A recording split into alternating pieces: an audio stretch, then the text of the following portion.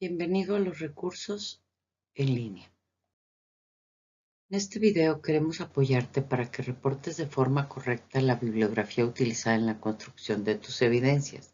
Te mostraremos una guía general y los elementos básicos.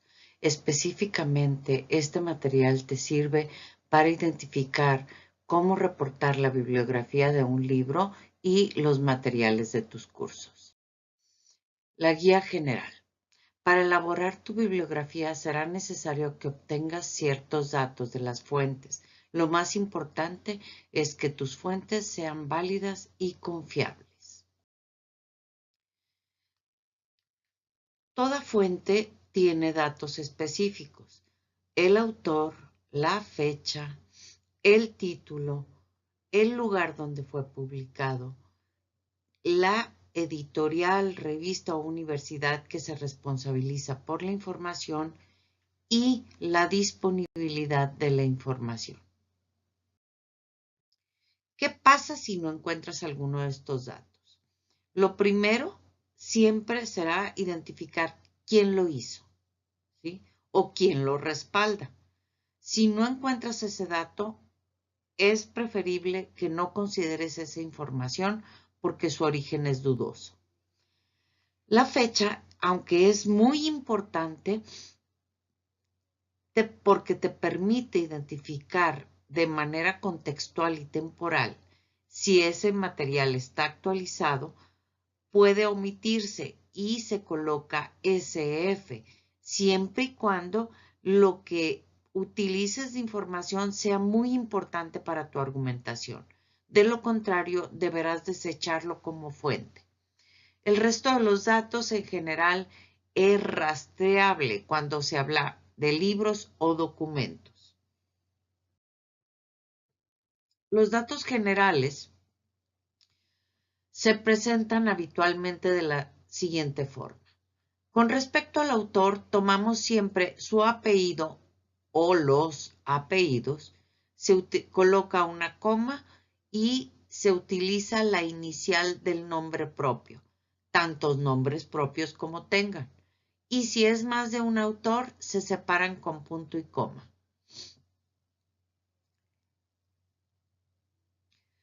La fecha. Siempre vamos a tener necesidad de identificar el año. En algunas otras fuentes se requiere mes y día. El título siempre se colocará en cursivas cuando se trata de libros, pero esta forma es variable. Colocamos el lugar, ciudad y país o solo ciudad.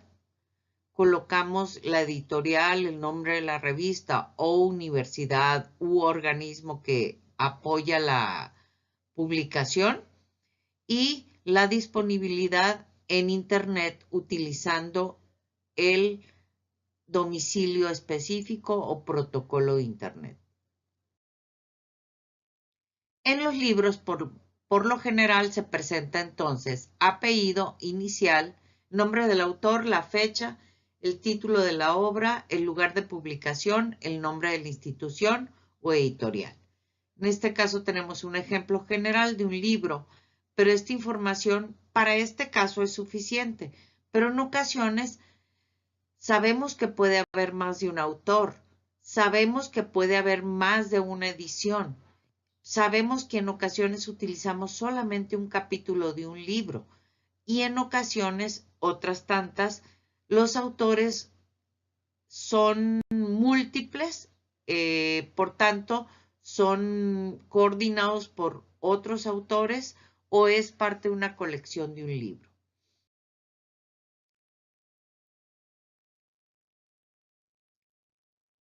Tenemos entonces, variando la cantidad de autores, que colocaríamos apellido inicial y apellido inicial cuando son dos autores. O cuando tenemos tres autores, se coloca punto y coma y ejemplo, Fisher y Espejo, Mercadotecnia México, McGraw-Hill, Educación. Si se fijan, se omite la palabra editorial. Como es un libro con derechos de autor, no ponemos la disponibilidad en caso de que lo hayamos encontrado en Internet.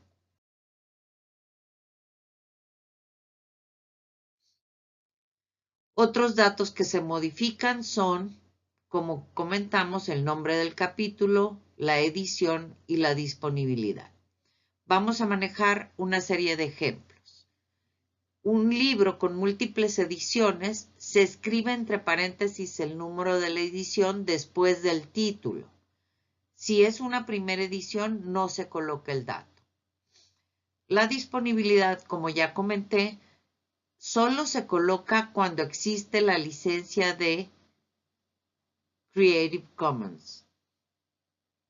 Cuando solamente revisamos el capítulo de un libro, se coloca el nombre del capítulo entrecomillado, seguido del título del libro, siempre y cuando el libro y el capítulo hayan sido escritos por el mismo autor.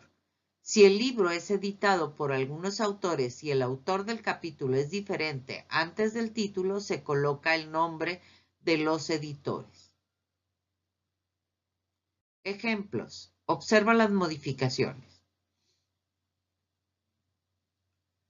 Tenemos el primer ejemplo, un libro con 2 autores con 14 ediciones.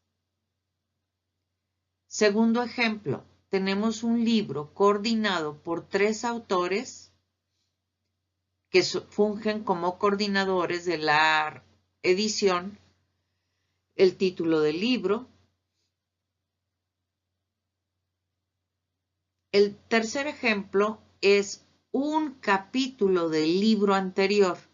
El capítulo se llama El gobierno y la regulación en Internet y agregamos que está en el libro de Telles y Ramírez y el resto de los datos continúan igual. Un último ejemplo es un libro que tiene licencia de Creative Commons, es decir, está disponible de manera gratuita en Internet y tiene 2 editoras. Entonces se coloca la colección y en dónde está disponible para que la persona, si desea hacerlo, lo descargue. Para tu curso en línea, los datos más o menos se conservan de la misma manera, ¿sí? ¿Quién es el autor? Lo primero que necesitas es buscar en tu curso, en los créditos, el autor. Colocarás posteriormente el título del módulo consultado y luego el nombre del curso.